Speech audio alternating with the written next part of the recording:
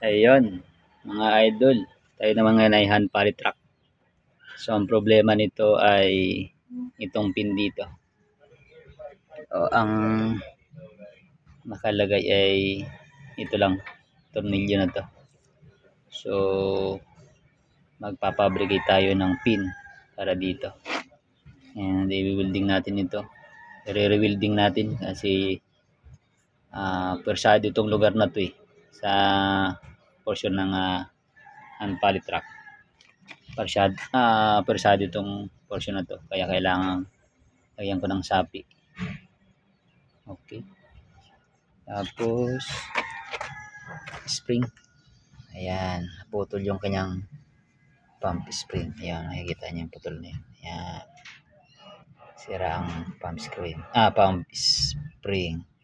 Tapos itong sa hydraulic nya, repair kit.